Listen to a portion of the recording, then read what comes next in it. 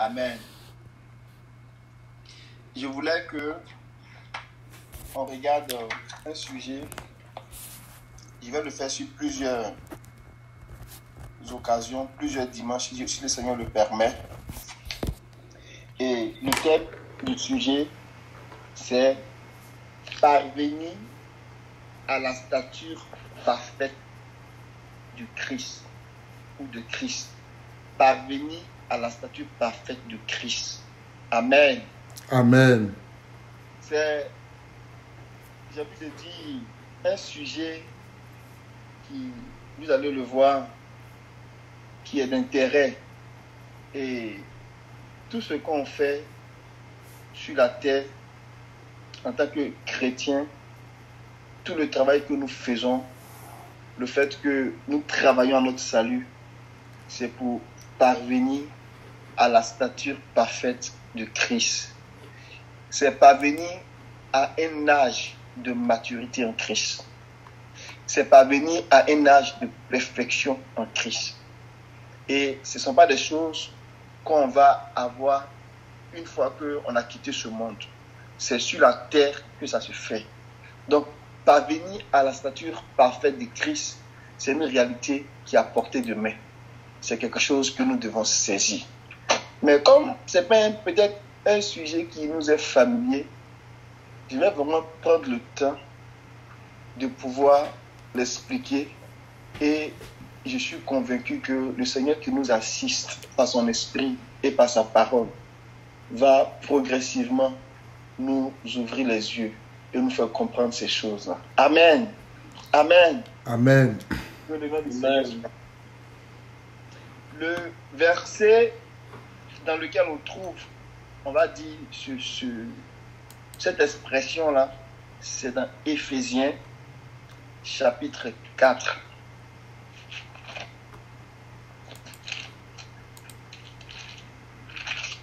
On va lire à partir du verset 11 peut-être. Et jusqu'au verset 13 pour donner un petit contexte à cette expression-là. Stature parfaite de Christ.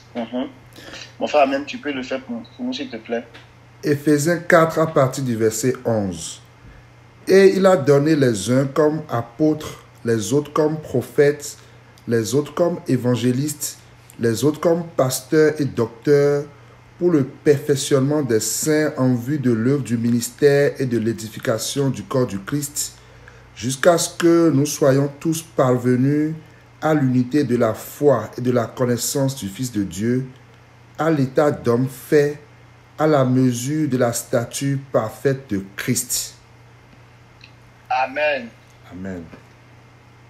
Quand on le lit comme ça, c'est pas évident, si on n'est pas habitué, si on n'est pas familier à ce thème-là, de saisir la portée du sujet. Mais comme je l'ai dit, je vais le faire tranquillement. Amen. Ici, l'apôtre Paul, il dit quelque chose de très fort. Il dit qu'au verset 11, il dit que Dieu a donné les ministères. Quand on parle des ministères, en fait, c'est une charge. C'est une charge, c'est un service qui est rendu dans le corps de Christ, dans l'Église. En général, quand on parle de service. Et pour vous donner une idée de façon encore plus concrète, là, les enfants de Lévi, ils étaient au service du Seigneur et ils avaient la charge du tabernacle. Et le tabernacle était le symbole de la présence de Dieu. Donc quand eux faisaient ce service-là, c'était comme un ministère qu'ils rendaient. Amen. Et quand on arrive dans le Nouveau Testament, il y a des gens que Dieu a choisis et il a fait don à l'Église. Et eux, ils portent une charge. Et la charge qu'ils portent, c'est de faire un travail qui est décrit au verset 12. Le travail de ces ministères-là dans l'Église, c'est un travail qui est fait pour le corps de Christ. Et le verset 12 dit, afin de former les saints.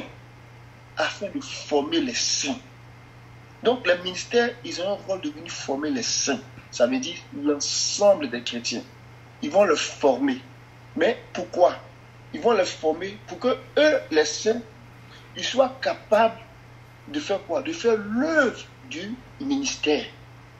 Donc, d'un côté, on a les ministères qui forment l'ensemble des croyants. Et de l'autre côté, quand les croyants sont formés, ils sont capables eux aussi de faire l'œuvre du ministère. Et c'est cette œuvre du ministère qui est assurée par l'Esprit nous est donnée à travers les dons de la grâce. Donc l'Esprit va venir comme déverser des dons de la grâce. Et les dons de la grâce, ce sont les dons que le Seigneur donne à l'Église, à ses enfants. De sorte qu'eux aussi, à leur tour, ils puissent exprimer d'une certaine façon le ministère, la vie de Dieu. Donc, alors que les 5 ministères viennent former le corps qui à son tour reçoit cette formation pour pouvoir laisser l'Esprit s'exprimer, l'œuvre du ministère s'exprimer à travers nous par le moyen des dons de l'Esprit, donc les dons de la grâce qui vont s'exprimer dans des dons de guérison, des dons de discernement, des dons de sagesse. Et cette œuvre à la fois des 5 ministères et le ministère que ça va produire dans la vie des croyants, ça va faire que tout le corps de Christ, en tant qu'Église, va pouvoir se lever. C'est cela qui est dit ici, regardez bien le verset 12, afin de former les saints pour l'œuvre du ministère, pour l'édification du corps de Christ, pour la construction du corps de Christ. Donc c'est un travail que Dieu est en train de faire. Donc il est en train de relever, comme on l'a vu tantôt dans la prière, il est en train de relever le corps de Christ. Mais ça va se faire de quelle manière? De façon progressive. Et c'est là qu'il explique. Il dit, jusqu'à ce que nous soyons parvenus. Donc c'est le travail qui se fait dans l'Église. Ça va nous emmener à parvenir à l'unité de la foi. C'est un premier niveau. Et ça va nous conduire à la connaissance du Fils de Dieu. C'est un autre niveau. Et ça va nous conduire à la stature de l'homme adulte. Donc de l'homme fait. Ça c'est un autre niveau. Et ça va nous emmener au dernier niveau qui nous concerne ici par rapport au sujet, c'est-à-dire à la stature parfaite de Christ. Amen. Donc, la stature parfaite de Christ, c'est un travail qui est le résultat des ministères pour le corps, en faveur du corps et du ministère dans le corps. Donc, c'est un travail que Dieu fait.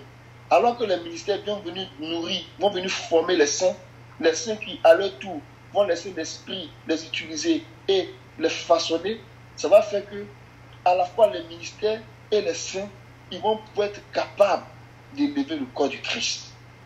Amen. Et le produit final que Dieu espère, que Dieu veut voir, c'est que nous atteignons la stature parfaite du Christ. Amen. Donc, ça, c'est notre objectif. C'est quelque chose que nous devons chercher. C'est quelque chose que nous devons aller chercher. Nous devons l'avoir. Je vais ajouter une autre notion à ça pour pouvoir bien délimiter le sujet. Jusqu'à présent, j'espère que vous me suivez. Amen. Je vais faire ça tout doucement. Mais l'objectif suprême, ça va au-delà de la statue parfaite de Christ. L'objectif suprême, c'est que la statue parfaite de Christ, que nous allons pouvoir avoir dans cette vie ici-là, ne peut pas se manifester pleinement dans un corps de sang et de chair. C'est la raison pour laquelle le summum, la dernière étape, Dieu va changer ce corps-là. Pour que la statue parfaite de Christ que nous avons atteint puisse pouvoir s'exprimer dans un corps divin, afin que la vie de Dieu, la vie divine de Dieu se manifeste pleinement. On va lire 2 versets pour pouvoir établir ce fait-là. Allons-y dans Colossiens chapitre 2.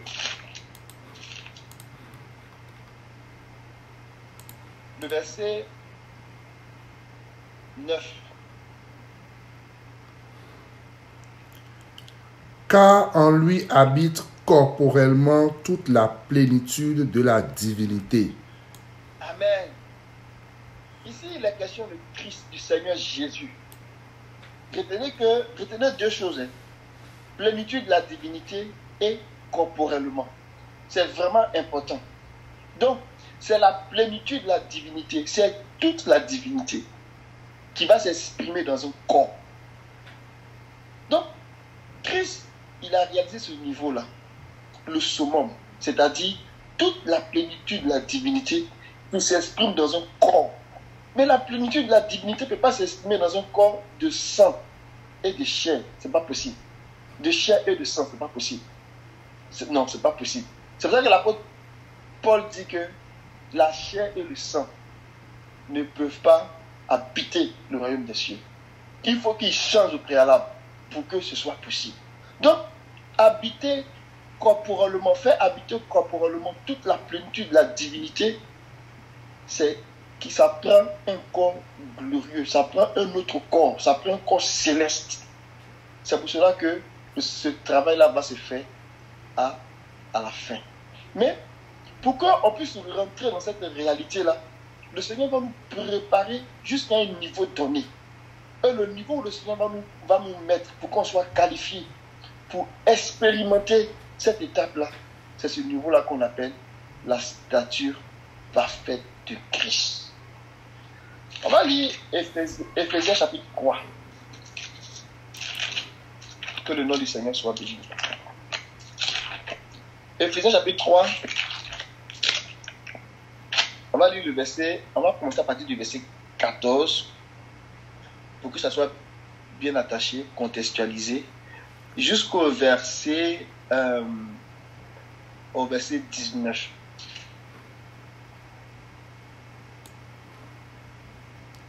À cause de cela, je fléchis les genoux devant le Père, duquel tire son nom toute famille dans les cieux et sur la terre, afin qu'il vous donne, selon la richesse de sa gloire, d'être puissamment fortifié par son esprit dans l'homme intérieur, en sorte que Christ habite dans vos cœurs par la foi, afin qu'étant enraciné et fondé dans l'amour, vous puissiez comprendre avec tous les saints quelle est la largeur, la longueur, la profondeur et la hauteur, et connaître l'amour de Christ qui surpasse toute connaissance, en sorte que vous soyez remplis jusqu'à toute la plénitude de Dieu.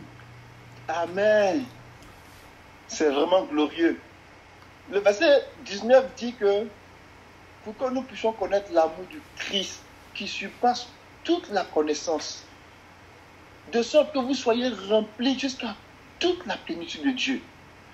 Mais vous voyez que quand on met ces deux versets-là, c'est-à-dire celui de Colossiens 2, verset 9, et celui de Éphésiens 3, verset 19, dans Colossiens, on parle du Seigneur Jésus, qui lui, en qui habite corporellement, c'est-à-dire dans un corps glorifié, toute la plénitude de la divinité. Mais la bonne nouvelle, c'est que le Seigneur est un précurseur. Ça veut dire que le Seigneur a ouvert une voie. Et tous ceux qui vont rentrer dans l'alliance avec lui, qui vont recevoir Christ dans leur cœur par l'Esprit, ils sont appelés à réaliser la même expérience que le Seigneur, le même état que le Seigneur. C'est pour cela que maintenant, Paul vient dans Éphésiens 3 et puis il nous invite à cela. C'est une invitation. Il dit, afin que vous soyez remplis jusqu'à la plénitude de Dieu. C'est merveilleux. Donc, le travail que le Seigneur est en train de faire, c'est de nous prendre en tant qu'enfants, dans lequel Christ est venu parce que nous avons cru, et de nous former, de nous préparer, de nous transformer, de nous faire voir sa lumière, de nous faire avancer de lumière en lumière, de vie en vie, jusqu'à ce qu'on atteigne la stature parfaite de Christ et qu'on habite toute la plénitude de la divinité dans un corps glorifié. Alléluia. Amen. C'est merveilleux et c'est vraiment glorieux comme projet. C'est ce projet-là que Dieu a. Et pour pouvoir bien le saisir encore, on va prendre des images et puis on va essayer d'expliquer. Et je vais me faire le devoir de pouvoir essayer de vous présenter ces choses-là en lien avec certains messages, ou bien la plupart des messages qu'on a reçus. pour essayer de faire des liens pour vous situer, pour voir ce plan-là, parce que c'est important. Amen. Pourquoi c'est important? C'est important parce que si je regarde mon verset de base, Éphésiens, chapitre 4, dans lequel il fait parler des ministères qui vont aider à former les saints, au verset 13, on dit « Jusqu'à ce que nous soyons parvenus à l'unité de la foi ». C'est un niveau. On va revenir là-dessus. L'unité de la foi, c'est pas qu'on ait nous tous la même foi. C'est pas qu'on est genre, parce qu'on peut, dépendamment de notre attachement à Dieu, on peut avoir des foi qui ont des niveaux différents. Mais l'unité de la foi ici, c'est la compréhension de notre système de croyance. Qu'est-ce que je veux dire? La Bible dit que la foi vient de ce qu'on entend. Et ce qu'on entend vient de la parole de Christ. Donc, comment Dieu nous amène à la compréhension des doctrines de Christ pour qu'on puisse voir de loin ce qui s'en vient. Amen. Et qu'on puisse comprendre ce projet-là de façon très claire. Parce que dépendamment de comment on va comprendre, nous allons nous préparer à embrasser ce que Dieu nous propose. C'est pour cela qu'il disait à Éphésiens, je prie pour que le Seigneur ouvre les yeux de votre cœur, illumine les yeux de votre cœur, et que par l'esprit de révélation et de sagesse, vous puissiez voir, vous puissiez comprendre, vous puissiez apprécier l'espérance qui s'attache à son appel. Donc, l'unité de la foi, le Seigneur va venir faire un travail pour que notre système de croyance, c'est-à-dire l'ensemble des doctrines qu'on reçoit, il y ait une certaine cohérence, une certaine logique, une certaine articulation, une certaine clarté, de manière à ce que le projet de Dieu soit clair, sans confusion. Amen. Mais cette clarté, cette cohérence que le Seigneur va nous donner, ça passe par l'esprit prophétique. Ça veut dire quoi? Ça veut dire que tous les prophètes qui ont écrit, que ce soit dans les Écritures, que ce soit dans leur vie, comme des témoignages. Abraham était prophète, mais sa vie était un témoignage. Donc tous les prophètes qui ont écrit, tous les prophètes qui ont témoigné, la loi et les prophètes qui ont témoigné, qu'il y ait une cohérence. De manière que cette cohérence-là, qui en elle-même, en fait, voile les choses du Nouveau Testament, lorsqu'on va dans le Nouveau Testament, par le moyen du Saint-Esprit, le voile est ôté, on retrouve la même cohérence. On retrouve l'esprit prophétique, c'est-à-dire le message de ces prophètes-là. On les retrouve, mais de façon plus ouverte. On commence à comprendre plus clairement le projet de Dieu. Et donc, cet esprit prophétique, on va commencer à suivre depuis le début, jusqu'à Jean-Baptiste, en passant par le Seigneur dans les jours de sa chair, et par les apôtres, on soit capable d'avoir cette cohérence, cette clarté-là, pour comprendre le projet de Dieu. Donc, le Seigneur va venir faire ce travail-là. En nous élevant, en élevant le corps, il va s'assurer que nous sommes dans l'unité de la foi. On atteint l'unité de la foi. Ce niveau-là, il est solide. La cohérence des doctrines, la cohérence des messages, les choses sont attachées, solidement éprouvées. Parce que la foi vient de ce qu'on entend. Et ce qu'on entend même de la parole de Christ. Amen. Quand ça va se faire, le Seigneur va nous amener à un autre stade, un autre niveau, au niveau de la connaissance du Fils de Dieu. C'est-à-dire qu'on va commencer à découvrir le Seigneur d'une certaine façon. Et puis on va commencer, ce qu'on découvre de lui, on va commencer à se l'approprier. Donc on va commencer à faire des expériences dans la connaissance de ce qu'on a pu connaître du Seigneur. Et ça va s'affermir à un autre niveau qu'on appelle l'état adulte. Ça veut dire qu'on a l'expérience maintenant de cette connaissance-là. On rentre, on devient déjà expérimenté. À ce niveau-là, on atteint l'état adulte. Et lorsqu'on est en état adulte et qu'on a le jugement exercé par rapport à la parole de la justice, le Seigneur va nous faire des grands combats. On va remporter des grandes victoires. Et à la fin de ça, là, ce qui va se passer, c'est que on va avoir une beauté morale vraiment qui plaît au Seigneur. Et c'est à ce moment-là, quand le Seigneur dit, je vais chercher une église sans tache, ni ride, sans défaut, c'est à ce stade-là, de la statue parfaite de Christ-là, qu'on va commencer à faire cette expérience-là. Et quand on sera rendu là, c'est que nous serons en train maintenant d'attendre. C'est le corps céleste pour que tout le projet de Dieu s'accomplisse. Amen. Amen. Donc, le sujet qu'on va regarder, on va le prendre de l'unité de la foi, de la connaissance du Fils de Dieu, à l'homme fait et à la statue parfaite du Christ. Et l'autre côté qui concerne la plénitude de la divinité, si le Seigneur fait grâce, on va le regarder dans un autre contexte. Et on va regarder en même temps la résurrection. Amen. Donc on va comprendre la résurrection du corps. Maintenant, je vais vous amener à un petit graphique que j'ai fait. Pour ceux peut-être qui vont peut-être prendre le message par vidéo et qui sont pas peut-être qui verront pas le graphique, vraiment que le Seigneur les soutienne. On va s'arranger pour qu'ils puissent le voir, mais je vais me forcer dans les explications pour essayer d'être le plus précis possible. Amen. Je ne sais pas si tout le monde voit le graphique. Je l'ai fait vraiment pas de façon comme un calligraphe là. Je l'ai fait comme ça un peu à la volée là. Mais je vais vous expliquer ça de façon simple. Quand on regarde le graphique, je l'ai intitulé la plénitude de Christ. Parce que la plénitude de Christ, c'est la plénitude de la divinité, c'est le programme de Dieu. C'est très vaste.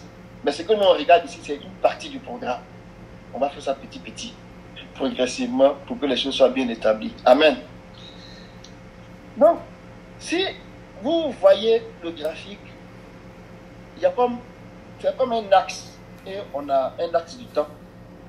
On a un début et on a une fin. Le début, on peut voir le début comme, j'ai appelé ça la pluie de la première saison. Et la pluie ici, je vais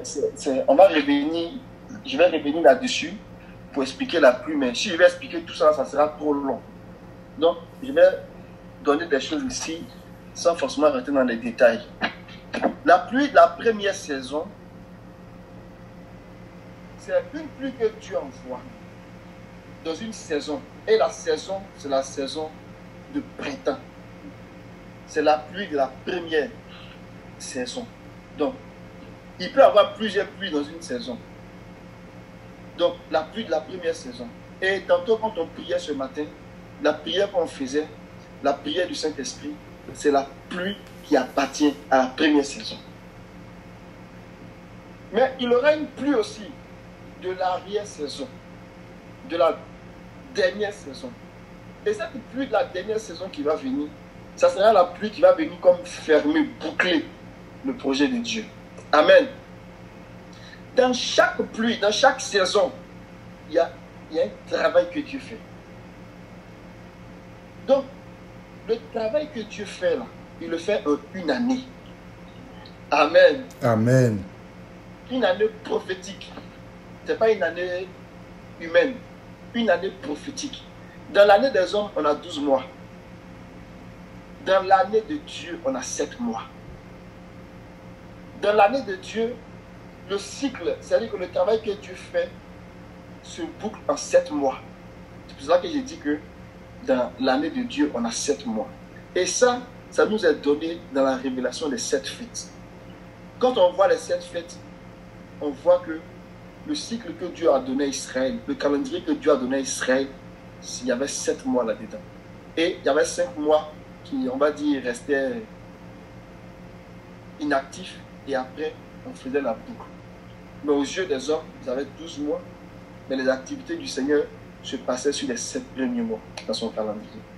Donc, on avait les 7 fêtes que Dieu a données. On avait les 4 premières fêtes qui sont des fêtes qui se passent dans le printemps. Et les 3 dernières fêtes qui vont se passer à l'automne, qui vont se passer au 7e mois.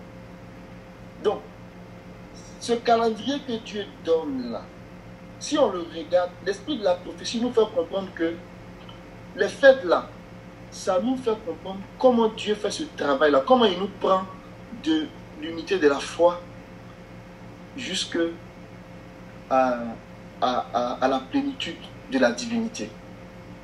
Donc on peut voir à travers les 7 fêtes là tout le programme de Dieu. Donc ça veut dire que si on regarde tout le programme de Dieu dans ce sens là, on est capable de venir regarder la statue parfaite de Christ dans tout ce programme là. Donc quand on regarde tout le programme de Dieu, il est plus grand, mais quand on regarde la statue parfaite de Christ, c'est un sous-ensemble de ce programme là. Amen. On peut le regarder aussi d'un point de vue de la résurrection. C'est-à-dire que comment le programme de Dieu se boucle depuis le début jusqu'à la fin. Quand le Seigneur vient à nous, il réveille notre esprit. C'est une forme de résurrection que nous connaissons. Mais cette résurrection-là, elle va suivre son cours, elle va suivre son parcours. Et il y aura une sorte de résurrection, j'appelle ça une sorte de résurrection pour l'instant, qui va se faire dans notre âme, où Dieu va prendre le temps de nous forger notre nature, notre caractère. Mais quand le processus sera achevé, la résurrection va se faire dans le corps. Donc, dans l'esprit, dans l'âme, et la résurrection va s'achever dans le corps. Quand ça va s'achever dans le corps, en ce moment-là, on recevra des corps célestes. Donc, on va manifester la divinité, la nature de Dieu dans un corps. Donc, d'un point de vue résurrection, on peut aussi voir les différentes étapes que le Seigneur fait. Amen. Les 7 fêtes que le Seigneur nous donne, il y avait 3 principales fêtes. La fête de Pâques, qui elle-même, on peut associer à cette fête-là, la fête des pains sans levain et la fête des prémices. Tout ça, c'est un premier bloc de fête.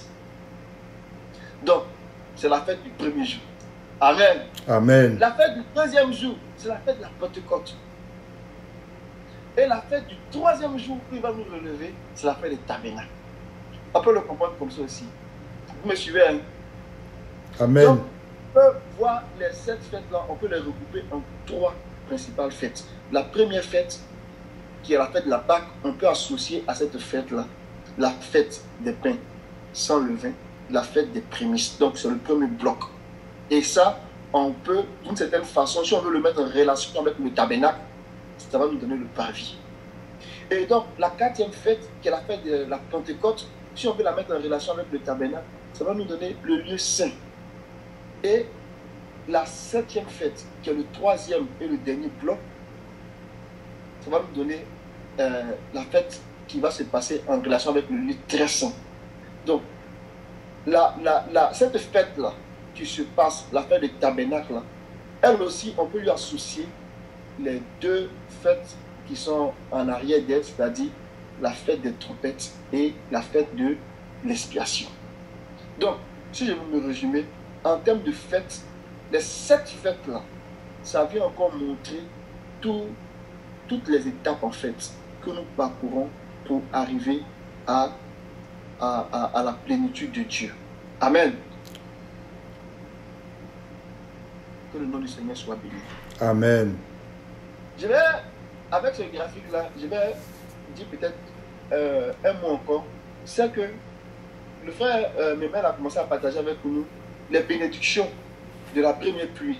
Et nous avons vu que dans cette bénédiction de la première pluie, ça appartient en fait à un travail que Dieu fait pour que les 4 premières fêtes, ça veut dire les 2 premiers blocs de fêtes, ça veut dire que la fête qui a lieu dans le parvis et dans le lieu saint, que toutes les bénédictions qui accompagnent ces 4 premières fêtes-là soient établies pleinement en nous. Et quand je parle de bénédiction, je parle des choses très précises.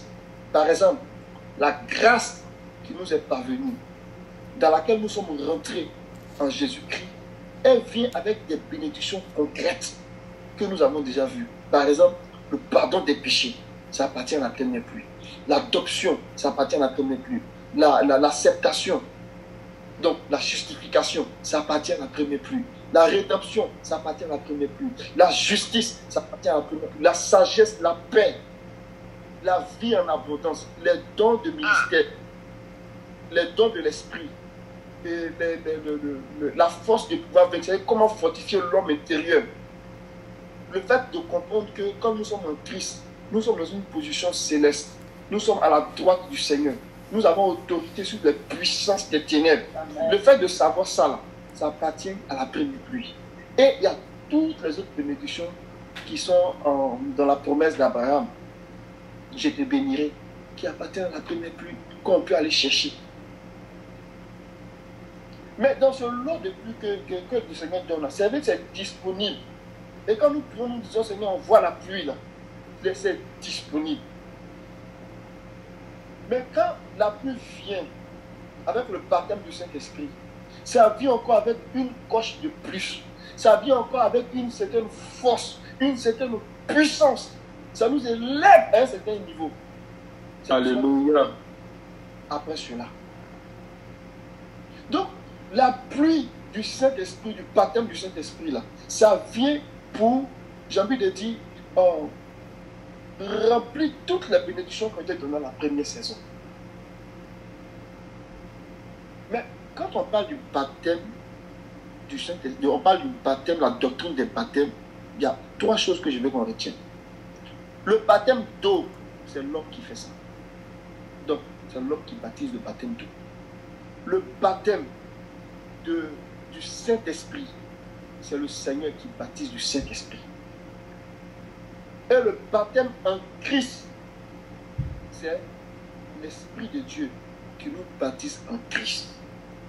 Donc, le jour où nous croyons, que nous commençons à croire, là, nous rentrons dans le corps. Et c'est l'Esprit qui fait ce travail-là. Donc là, il y a un baptême qui a commencé. Mais c'est le baptême de l'Esprit. Mais quand nous soupirons et nous voulons le Saint-Esprit, le baptême du Saint-Esprit, ça, c'est une grâce que le Seigneur lui-même donne. Elle est disponible. C'est le baptême du Saint-Esprit que le Seigneur donne. Donc, pour rentrer dans le corps du Seigneur, pour appartenir à l'église, là, il y a un baptême qui nous met là-dedans. C'est le baptême que l'Esprit fait. Amen. Amen. Et je pense que ça, on l'avait vu, ou même peut-être qu'on le verra plus loin, mais je pense que les frères l'ont partagé. Mais quand on a regardé les doctrines des baptêmes, c'est ça que c'est.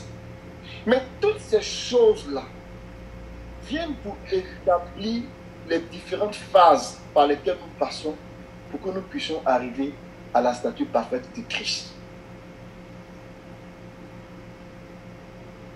Je vais encore donner un autre exemple. Lorsqu'on parle par exemple des 7 fêtes, non, des récompenses de Apocalypse chapitre 2 et chapitre 3, ces bénédictions-là, quand on les lit, on voit que c'est comme conditionné. On dit à celui qui vaincra. Donc la nature de ces bénédictions, que je peux appeler des bénédictions qui appartiennent à la pluie de l'arrière-saison, elle est conditionnée à notre victoire. Et il y a une raison à ça. Et donc ça, on va le chercher dans la seconde, on va dire, dans la pluie de l'arrière-saison. Donc quand le Seigneur vient à nous, pour venir faire le travail de la plénitude, là, il vient avec il y a 2 grandes saisons. Et ces 2 grandes saisons-là se font en une année. On va lire Deutéronome, chapitre 11.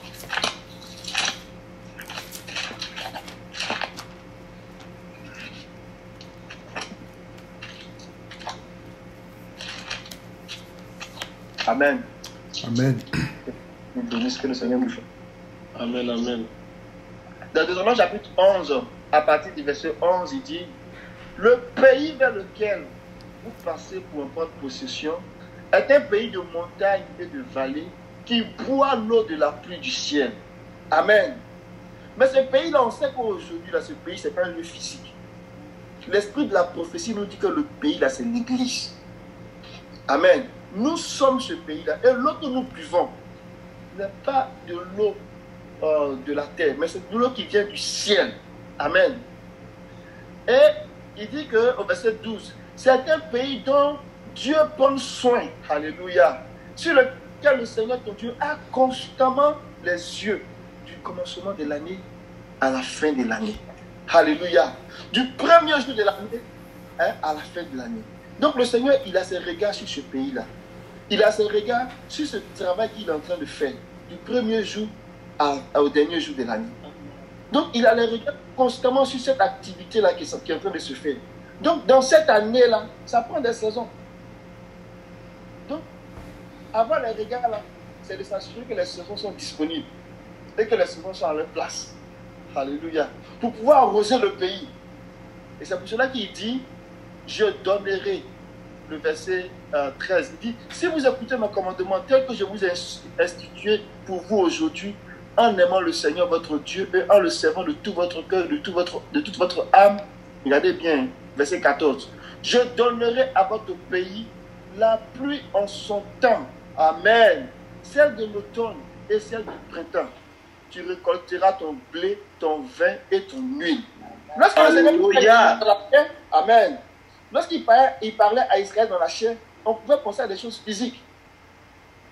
Mais avec l'esprit de la prophétie, l'esprit des prophètes, qui comprenait que au-delà des choses physiques, Dieu annonçait les choses à venir, on comprend que ce pays-là, qui est l'Église, est en train de recevoir la promesse de la pluie de l'automne et de la pluie du printemps. Mais ce n'était pas pour faire joli, ce n'était pas pour arroser, c'est pour faire le travail de sorte à ce qu'ils nous prennent de l'état où il vient nous chercher en Christ, de l'état du péché dans lequel on est. Il vient nous chercher avec l'évangile pour nous conduire tranquillement jusqu'à la glorification, c'est-à-dire à l'état que Christ a atteint.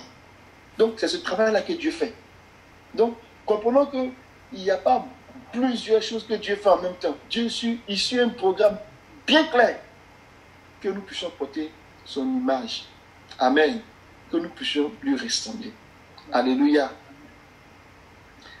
Donc, je vais donner un autre niveau encore pour comprendre en fait l'intérêt de voir les différentes phases de la stature parfaite de Christ. Ce n'était pas sur le graphique là, mais je vais vous amener à faire l'exercice de façon imagée. Tout à fait à gauche, c'est-à-dire avant de faire la fête de la Pâque, on était mort. Amen. On était dans nos péchés. On ne connaissait pas Dieu. Donc on était une âme morte. Mais lorsque Christ il vient pour nous réveiller. Et quand il nous réveille, il nous donne la vie. Amen.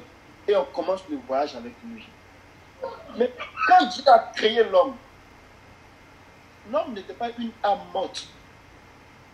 L'homme était une âme vivante. L'homme était une âme vivante. Le premier Adam, il était une âme vivante. Mais à cause du péché, il est tombé. Il est tombé à âme morte. Donc quand le Seigneur vient le chercher pour le ramener, pour le sauver, pour le guérir, il va le prendre d'abord pour le ramener à l'état de d'où il était tombé. Et pour le faire continuer la route, pour qu'il rentre pleinement dans son plan. Qu'est-ce que je vais dire? Notre ancêtre, le premier Adam, il était une âme vivante. On va aller dans 1 Corinthiens, chapitre 15. Comme je l'ai dit, c'est un sujet qu'on va regarder tranquillement. Donc, n'ayez pas peur. C'est juste une introduction. On va pas trop durer. Peut-être d'ici 10-15 minutes, j'irai finir. Donc, n'ayez pas peur.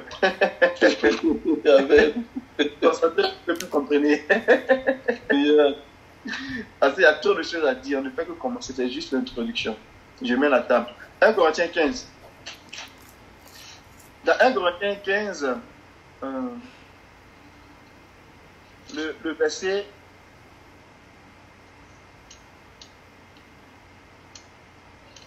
On peut lire le verset 45. 1 Corinthiens 15, verset 45. C'est pourquoi il est écrit, le premier homme, Adam, devint une âme vivante. Le dernier Adam est devenu un esprit vivifiant. Amen. Donc, le premier Adam, il était une âme vivante. Il n'était pas mort. Il était une âme vivante avant le péché. Mais le dernier Adam, c'est un esprit vivifiant. Ça veut dire qu'entre les deux Adams, il y avait une distance, il y avait du chemin. Donc, le premier Adam, qui était une âme vivante, il avait du chemin à parcourir pour devenir comme le dernier Adam. Donc, quand Dieu a créé Adam, et il a dit, faisons l'homme à notre image, à notre ressemblance, le Adam du jardin d'Éden, il était très bon, mais il n'était pas encore complètement accompli. Donc, Dieu devait l'emmener avec l'arbre qui se trouvait dans le jardin d'Éden, l'arbre de vie. Adam devait aller de l'avant et devenir pleinement l'image et la réalité de Dieu, parfaitement comme Dieu l'avait déjà pensé dès le début. Quand on dit ça, ça peut faire bizarre. On va regarder par exemple dans Genèse. Dans Genèse chapitre 3, même avant, chapitre 2, lorsque le Seigneur a endormi Adam, on peut dire à partir du verset 21 jusqu'au verset 24.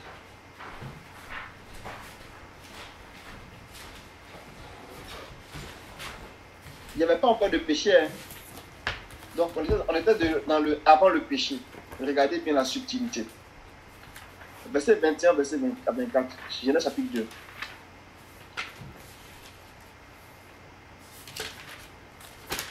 Genèse 2. 21 à 24. 21 à 24. Alors l'Éternel Dieu fit tomber un profond sommeil sur l'homme qui s'endormit. Il prit une de ses côtes et referma la chair à sa place. L'Éternel Dieu forma une femme à partir de la côte qu'il avait prise à l'homme et il l'amena vers l'homme. Je continue? Oui, s'il te plaît.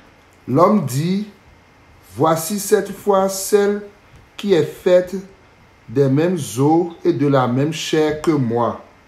On l'appellera femme parce qu'elle a été tirée de l'homme. C'est pourquoi l'homme quittera son père et sa mère et s'attachera à sa femme et ils ne feront qu'un. Amen. Donc, quand on lit ce passage-là, on est dans Genèse chapitre 2, avant le péché. Et le Seigneur fait endormir Adam. Il sort de sa côte une femme qu'on appelle Ève. Et on dit c'est pour cela que l'homme quittera son père et sa mère et s'attachera à sa femme et devient une seule chair. Amen. Mais quand on va dans Éphésiens, l'apôtre Paul nous dit que ce verset-là, cette parole qui a été dite ici, là, ça a été dit à cause de Christ et l'Église. On va aller dans Éphésiens 5. On va lire le verset. On va lire le verset 32. 32. Éphésiens 5, verset 32. Ce mystère est grand. Je dis cela par rapport à Christ et à l'Église. Amen. Tu peux continuer? Du reste, que chacun de vous aime sa femme comme lui-même et que la femme respecte son mari. Amen. Quand on lit le verset 31 par exemple, il dit c'est pour cela l'homme quittera son père et sa mère et s'attachera à sa femme et les deux deviendront une seule chair. Amen. Et il dit ce mystère-là, il est grand par rapport à Christ et à l'Église. Donc ça veut dire que dans Genèse chapitre 2, quand Dieu il parlait, il faisait endormir Adam, dans sa, excusez-moi le terme, mais dans sa tête, il pensait déjà à Christ et à l'Église. Donc ça veut dire que quand il disait faisons l'homme à notre image, à notre ressemblance, lorsqu'il a fait Adam, il a fait Ève, il pensait aussi déjà à Christ et à l'Église avant le péché. Donc Adam était une image. Le premier Adam était une image du dernier Adam. Donc entre le premier Adam et le dernier Adam, il y a un chemin. Alors que le premier Adam était une âme vivante, le dernier Adam, lui, il était un esprit vivant. Ça veut dire qu'il avait la vie en lui et il était capable de donner la vie. Donc il n'est pas simplement vivant, il est vivifiant. Il a la vie en lui et il est capable de donner la vie. Ce que n'était pas le premier Adam. Amen. Maintenant, quand le Seigneur vient, après que le péché rentre dans le monde, et que le Seigneur vient à nous, il ne nous trouve pas à la position de Adam vivant. Il nous trouve à la position de Adam mort. Donc, il y a encore un niveau entre Adam mort jusqu'à Adam vivant. Et de Adam vivant au dernier Adam. Donc, quelque part, il y a mis des ça devient 2 fois plus long. Donc, par rapport au projet initial. Le projet initial, c'était du Adam vivant au Adam vivifiant. Mais là, après le péché, le Seigneur doit travailler encore plus pour faire l'homme du Adam mort, d'abord en Adam vivant, et puis de Adam vivant, pour qu'il revienne il atteigne l'étape que Dieu voulait, l'Adam vivifiant. Vous me suivez? Amen. Donc, quand l'évangile vient nous chercher, l'évangile vient nous chercher dans notre état de Adam mort. Et l'évangile va nous prendre, va nous transporter pour nous amener à l'état de Adam vivifiant. Et Adam vivant, et après va nous conduire à l'état de Adam vivifiant, le dernier Adam. Amen. Mais tout ça, au fur et à mesure qu'on regarde les Écritures, on le découvre. Mais c'est pas, j'ai envie de dire, tu vas pas avoir un verset qui va écrire ça de même. Genre, on était Adam mort, Adam vivifiant, Adam vivant, Adam vivifiant. Tu vas pas avoir un seul verset qui écrit tout ça. Mais c'est à travers le témoignage, c'est à travers la parole prophétique qu'on arrive à reconstituer le puzzle, si je n'ai pas appelé ça de même. Et puis à comprendre le travail que Dieu est en train de faire. Amen. Amen. Donc, quand vous regardez ce schéma que je fais, de la fête de la Pâque, où Dieu va nous chercher en tant qu'Adam mort, lorsque Dieu il travaille au nous jusqu'à la fête de la Pentecôte, parce qu'il veut nous donner son esprit pour nous relever avec puissance. Il nous fait sortir de l'état de fils de l'homme. Amen. Et il va nous faire rentrer dans un autre état. C'est l'état du Fils de Dieu. Et quand il nous fait cette étape, cette période-là, je vais vous montrer les versets tantôt. Donc, de la fête de la Pâque jusqu'à la fête de la Pentecôte, c'est une époque qu'on peut appeler Fils de l'homme. Mais que je peux appeler aussi le temps où Dieu nous rétablit à l'état de Adam, avant le péché. Donc, à la fête, quand on sort de la fête de la Pâque, et puis on commence à vivre la fête des trompettes, là, on retrouve, j'ai envie de dire, la carrure, la force, la prestance de Adam avant le péché. De Adam avant le péché.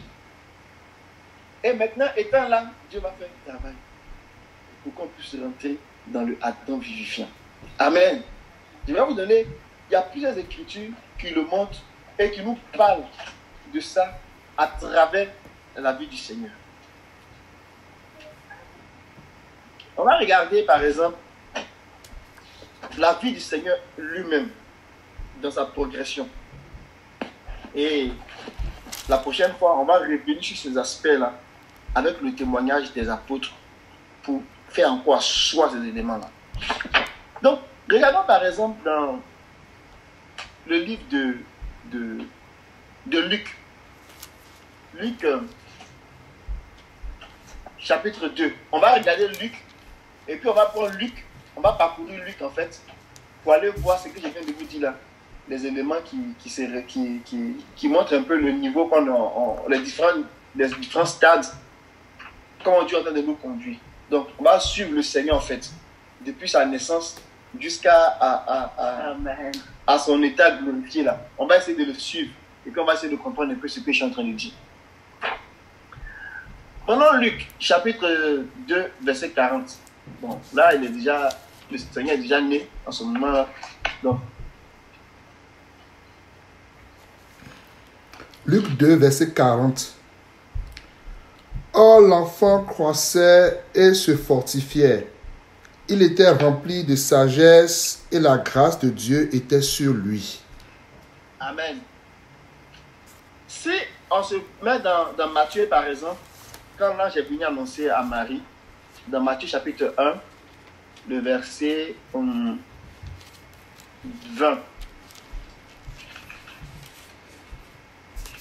Matthieu chapitre 1, verset 20.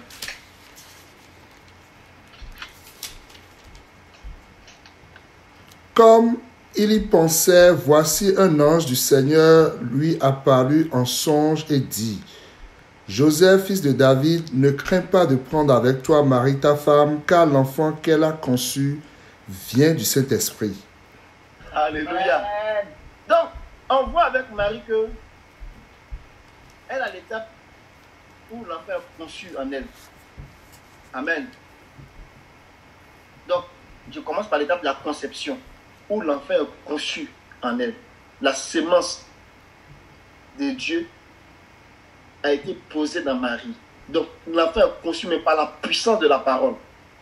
La Bible dit que la sémence de Dieu, c'est la parole de Dieu. C'est par la parole que Marie a conçu un enfant dans son sein. Amen. Amen. Donc, nous dit que quand l'enfant il est né, dans Luc 2, verset 40, quand l'enfant il est né, il avait commencé à grandir, il devenait fort et il était rempli de sagesse et la grâce de Dieu était sur lui. Amen. Donc, ici, là, c'est une autre étape de la conception à, on va dire, l'enfance. Vous me comprenez? C'est un niveau qu'on peut identifier dans le processus de croissance du Seigneur. Après, on va l'appliquer à nous.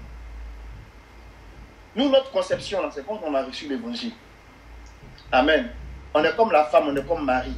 Et la parole de Dieu était sémée en nous. Et un homme est venu en nous. La sémence de Dieu. Amen. Alléluia. Comprenons ça. Donc, l'enfant a été conçu et l'enfant va commencer à faire du chemin. Donc, il est né dans Luc 2, verset 40. Donc, l'enfant, il est en train de vivre son enfance. Mais il va devenir un jeune adulte. Luc 2, verset 42. Lorsqu'il fut, Vas-y. Lorsqu'il fut âgé de 12 ans, ils y montèrent selon la coutume de la fête. Puis, quand les jours furent écoulés et qu'ils s'en retournèrent, l'enfant Jésus resta à Jérusalem. Son père et sa mère ne s'en aperçurent pas. Croyant qu'il était avec leurs compagnons de voyage, ils firent une journée de chemin et le cherchèrent parmi leurs parents et leurs connaissances. Mais ne l'ayant pas trouvé, ils retournèrent à Jérusalem pour le chercher. Au bout de 3 jours, ils le trouvèrent dans le temple assis au milieu des docteurs, les écoutant et les interrogeant. Tous ceux qui l'entendaient étaient frappés de son intelligence et de ses réponses. Amen. Donc, il était un enfant de 12 ans, mais il était grand dans sa tête. Amen. Amen. Parce qu'il discutait déjà avec des docteurs, des gens qui étaient supposés avoir de l'expérience. Donc, on peut le qualifier ici d'un jeune adulte. Amen. À 12 ans, le Seigneur était capable d'interroger les docteurs de la loi. On va rester dans Luc. Luc 3, verset 23.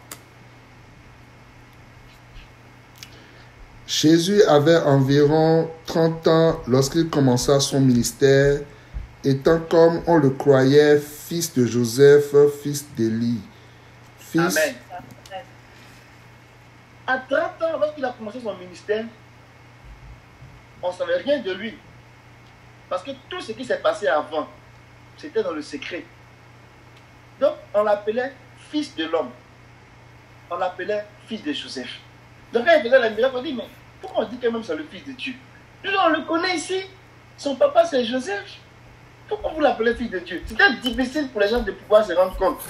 Parce que c'était spirituellement qu'il fallait voir. Amen. Et quand il a commencé son ministère à 30 ans, il a atteint l'âge adulte. Il était devenu un homme fait. Et il devait passer à un autre niveau. Regardez le verset 21 au verset 22. Tout le peuple se faisait baptiser. Jésus fut aussi baptisé et pendant qu'il priait, le ciel s'ouvrit et le Saint-Esprit descendit sur lui sous une forme corporelle comme une colombe. Et une voix fit entendre du ciel ces paroles: Tu es mon fils bien-aimé, en toi j'ai mis toute mon affection. Amen. Amen. Amen. Donc, le jour où le Seigneur a été baptisé, à partir de ce jour-là, il devait rentrer dans une autre phase de sa vie. Les hommes pouvaient continuer à l'appeler fils de l'homme. Tout le monde pouvait continuer à l'appeler fils de l'homme. Mais il était rentré dans une autre phase. Parce qu'après son baptême.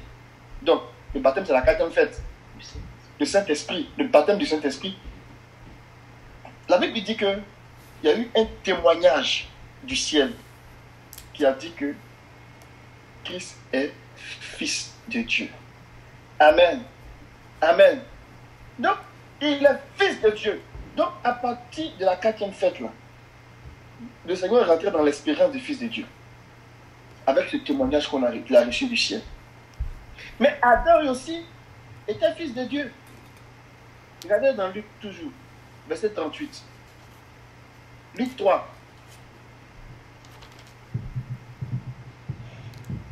Luc 3, verset 38. Luc 3, verset 38. Fils d'Enoch, fils de Seth, fils d'Adam, fils de Dieu. Amen. Donc, tu veux moi très bien. On est en train de parler des différents stades ou bien de croissance, ou bien d'évolution de notre Seigneur Jésus pour pouvoir bien comprendre la plénitude de l'esprit et bien faire soi le sujet que je veux qu'on regarde. Parvenir à la stature parfaite de Christ. Donc, Adam était fils de Dieu. Quand Dieu a créé Adam, il était fils de Dieu. Et donc, quand Christ rentre en action à partir de la fête de la Pentecôte, quand il va commencer à servir, il va commencer à faire le ministère, il y a une voix qui se libère dans le ciel, il y a un témoignage qui est rendu pour dire qu'il est le fils de Dieu. Or, Adam était fils de Dieu. Donc, à partir de ce point-là, on peut prendre ce point-là comme un repère qu'il y a un changement de nature.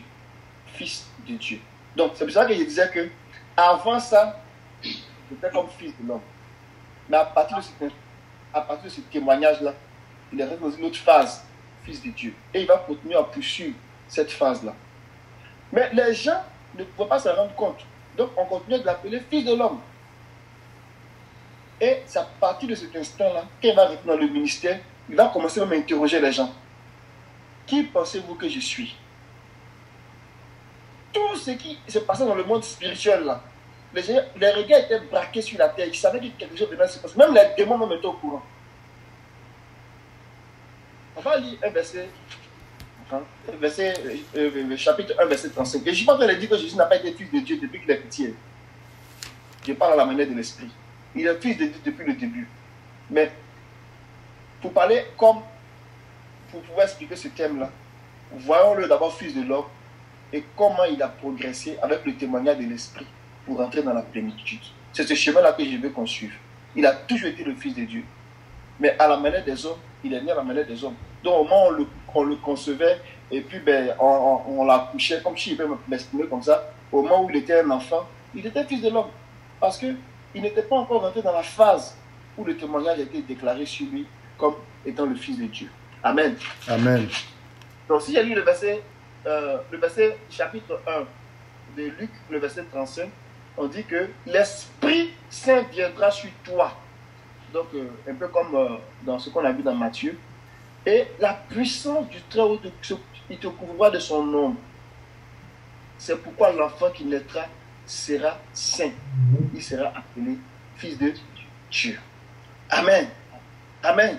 Donc il sera appelé fils de Dieu. Suivez-moi bien. Il sera appelé fils de Dieu. Mais quand il était né, il était fils de l'homme. Et lui-même, souvent, quand il parlait, il dit le fils de l'homme a fait ça, le fils de l'homme a fait ça. Le fils de l'homme a fait ceci, le fils de l'homme a fait cela. Mais vous allez voir où est-ce qu'on s'en va. Restons toujours dans Luc, chapitre 4, verset 41. La parole, elle est trop puissante. La parole est éprouvée. Luc 4, verset 41. Des démons aussi sortirent de beaucoup de personnes en criant et en disant « Tu es le Fils de Dieu ». Mais il ne les menaçait et ne leur permettait pas de parler parce qu'ils savaient qu'il était le Christ. Amen. Amen. Amen. Ça, c'est un puissant témoignage. Même les témoins ont rendu témoignage. Mais avant ça, le diable ne voulait pas reconnaître. C'est pour cela que quand on lit alors dans Matthieu 4, par exemple. Dans Matthieu 4, on va dire au moment où la tentation, là. Dans Matthieu 4, à partir du verset 4. Jésus répondit, il est écrit, l'homme ne vivra pas de pain seulement, mais de toute parole qui sort de la bouche de Dieu. Le verset 3. Le tentateur s'étant approché lui dit, si tu es le Fils de Dieu, ordonne que ces pierres deviennent des pains. Verset 4, Jésus répondit, il est écrit, l'homme ne vivra pas de pain seulement, mais de toute parole qui sort de la bouche de Dieu. Amen. Vous voyez comment l'ennemi posait la question là. Il dit, regardez bien la question, la façon dont il pose la question. Verset 3, il dit, si tu es le Fils de Dieu. Là, le Seigneur avait commencé son ministère. Il était allé jeûner. Quand il est sorti du baptême, le Seigneur a été poussé par l'Esprit pour aller jeûner dans le désert. C'est ça, hein? Marc 1, on peut le lire. Marc 1, 10 à 13.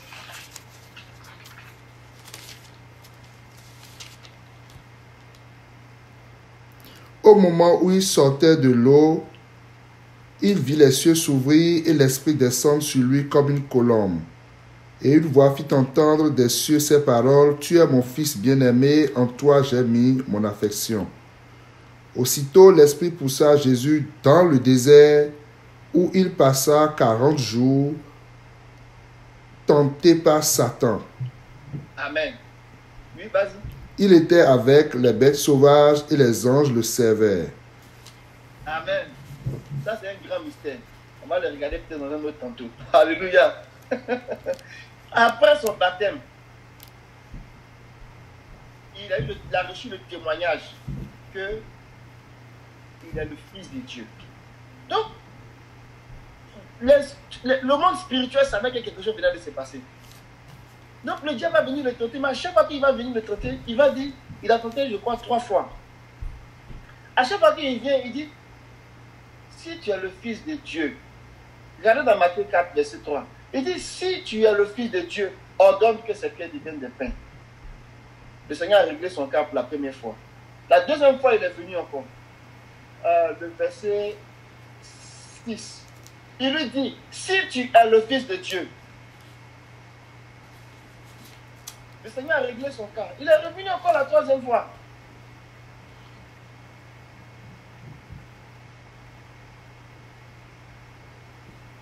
Amen. Amen. Je ne sais pas c'est quel verset.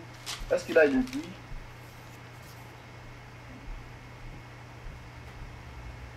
Bon, là, il n'a pas dit de façon explicite. Dans le troisième cas. Mais à chaque tentation, il venait pour dire, si tu es le Fils de Dieu. Si tu es le Fils de Dieu. Parce qu'il y avait un enjeu. Ce n'était pas simplement un genre pour faire, juste pour dire, décris-moi ton identité. Parce que Jésus est en train de tracer un parcours pour les hommes. Donc chaque étape était très importante. Donc si tu penses que tu es un homme qui est né dans la chair, et puis tu es devenu Fils de Dieu, là, il faut me montrer, je vais voir. Si tu es le Fils de Dieu, et le Seigneur faisait la démonstration pour lui dire qu'il est vraiment le Fils de Dieu. Et quand il chassait les démons commençaient à lui dire, mais pourquoi tu viens nous troubler? Pourquoi tu viens nous troubler?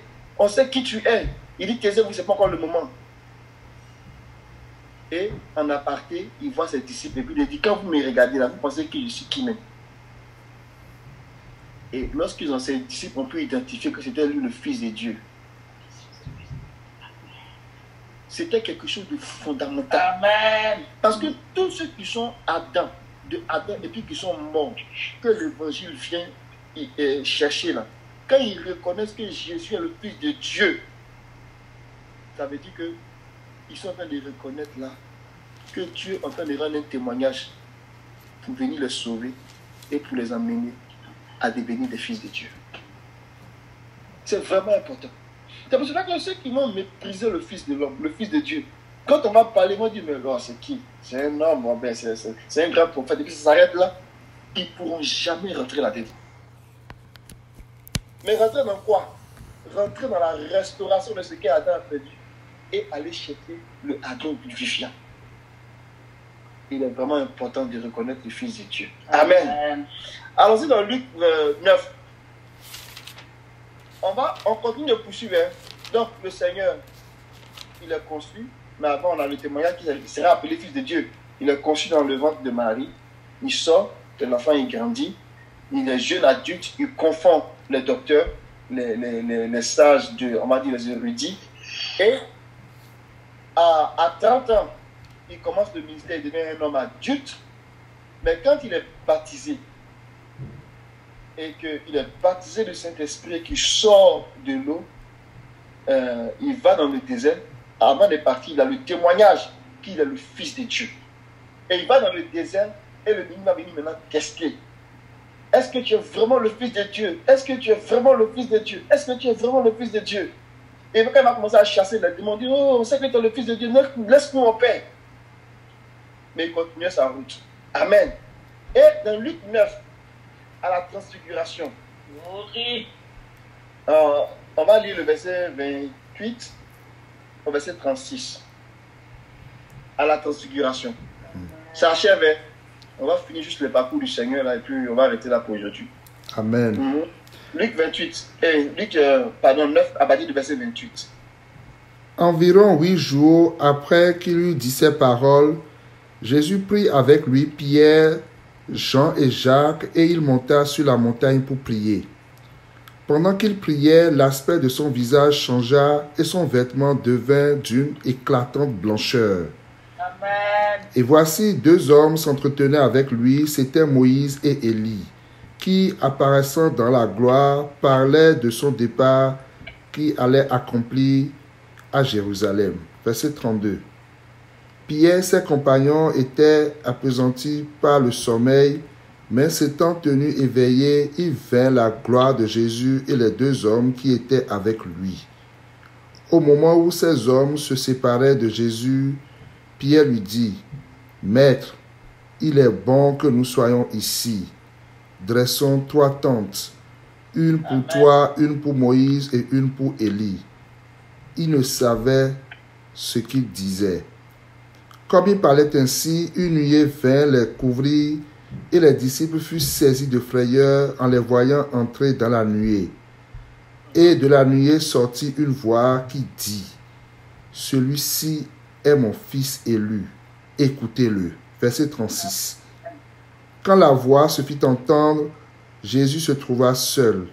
Les disciples gardaient le silence et ils ne le racontaient à personne en ce temps-là, rien de ce qu'ils avaient vu. Amen. Donc, ils ont vécu une expérience extraordinaire. Et c'est cette expérience-là que l'apôtre Pierre il raconte dans 2 Pierre. Il dit, quand nous étions sur la montagne sainte, nous avons vu le Seigneur dans sa majesté. Ils ont vu le Seigneur en forme, de façon très glorieuse. Dieu, en fait, nous a fait montrer ce Jésus que vous voyez qui marche avec vous là, à quoi il ressemble. Ses vêtements ont changé. Amen. Et c'est devenu comme d'un éclatant blanc. Regardez le verset 29. On dit pendant qu'il priait, l'aspect de son visage changeant et ses vêtements deviennent d'une blancheur éclatante. Donc ici, là, les vêtements sont devenus blancs comme la lumière de justice. Alléluia. C'est très important de noter ce détail-là. Ces vêtements sont devenus blancs. Et la voix a été libérée, a dit, ce Jésus que vous voyez là, c'est le Fils de Dieu. Écoutez-le. C'est le Fils élu. Écoutez-le. Dans le premier témoignage, je n'ai pas dit pas le premier, mais dans le témoignage après le baptême, parce qu'il y a eu plusieurs témoignages.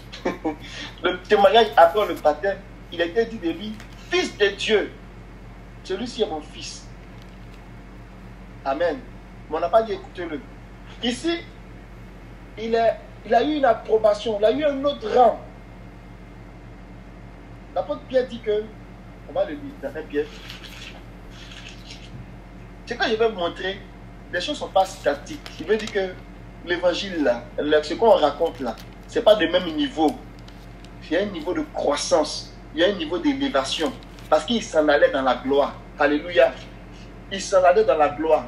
Depuis la conception jusqu'à la résurrection, là, il partait dans la gloire. Sa justice allait croissante. Amen. Donc 2 Pierre. 2 Pierre 1, 16, 17. Oui, s'il te plaît.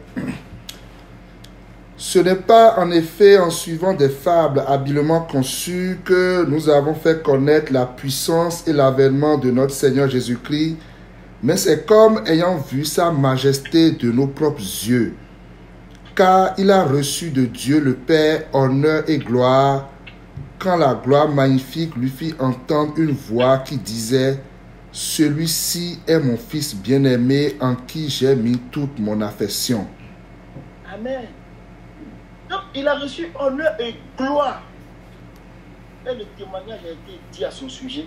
Celui-ci est mon Fils bien-aimé en qui j'ai mis toute mon affection.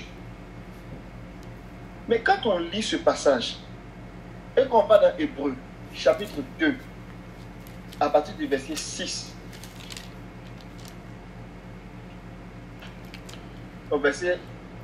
du verset 6 au verset 9.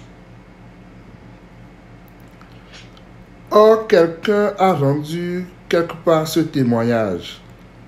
Qu'est-ce que l'homme pour que tu te souviennes de lui, ou le Fils de l'homme pour que tu prennes soin de lui? Tu l'as abaissé pour un peu de temps au-dessous des anges, tu l'as couronné de gloire et d'honneur, tu as mis toutes choses sous ses pieds. En effet, en lui soumettant toutes choses, Dieu n'a rien laissé qui ne lui fût soumis.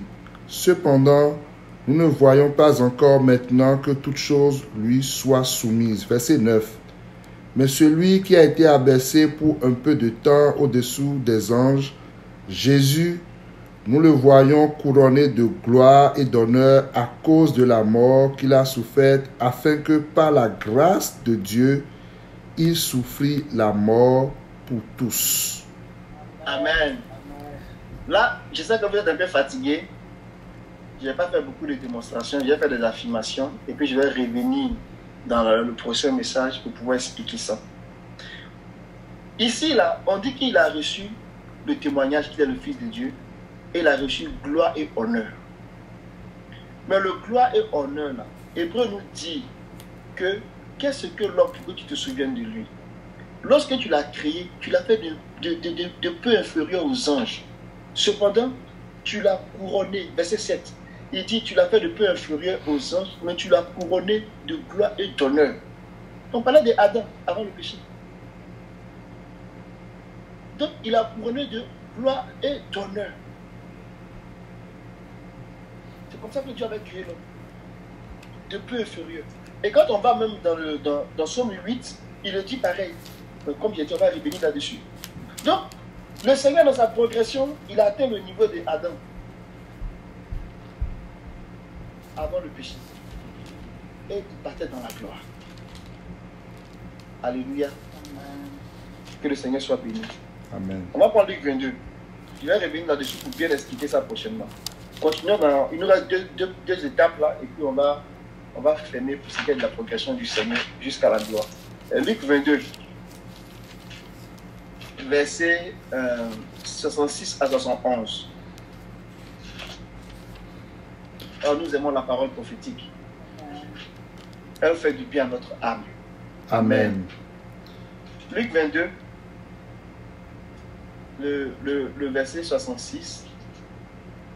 Quand le jour fut venu, le collège des anciens du peuple, les principaux sacrificateurs et les scribes s'assemblaient et firent amener Jésus dans leur saïdrin. Il dit, « Si tu es le Christ, dis-le-nous. » Jésus leur répondit, « Si je vous le dis, vous ne croirez pas. Et si je vous interroge, vous ne répondrez pas. Désormais, le Fils de l'homme sera assis à la droite de la puissance de Dieu. » Tous dirent, « Tu es donc le Fils de Dieu. » Et il leur répondit, « Vous le dites, je le suis. » Verset 71. Alors il dit, « Qu'avons-nous encore besoin de témoignages? Nous l'avons entendu nous-mêmes de sa bouche. » Alléluia. Amen. Si les gens peuvent connaître ce que Dieu est en train de faire, ils allaient même dire tu es le Fils de Dieu, nous le croyons. Mais ils n'étaient pas là où pas tout même, ils étaient ailleurs. Mais ceux qui ont reconnu qu'il était le Fils de Dieu, ils ont été sauvés. Donc, même les démons ont reconnu qu'il était le Fils de Dieu, mais ce n'est pas pour ça qu'ils ont été sauvés. Mais je vais dire qu'ils savaient que j'étais le Fils de Dieu, ils savaient que quelque chose venait de se passer. Il appartenait aux hommes de savoir que Jésus est le Fils de Dieu et de croire que Jésus est le Fils de Dieu. Et jusqu'à ce qu'il soit jugé devant le tribunal, on va dire des Sanhédrins et des nations, les gens refusaient de croire que c'était le Fils de Dieu. Donc il va les amener à eux-mêmes rendre témoignage. Donc il va les amener à le faire en disant quoi? Il dit désormais le Fils de l'homme sera sur la droite de la puissance de Dieu. C'était une déclaration puissante que ceux qui connaissaient la loi devaient pouvoir faire des déductions. Cette seule parole a suffi pour leur dire donc tu veux dire que tu es le Fils de Dieu? Il dit ben vous le dites. Et il rend témoignage que c'est lui le Fils de Dieu. Amen. Il était vraiment devenu Fils de Dieu. Il était le Fils de Dieu et il est devenu Fils de Dieu. Amen. On va lire le dernier passage dans Luc 24.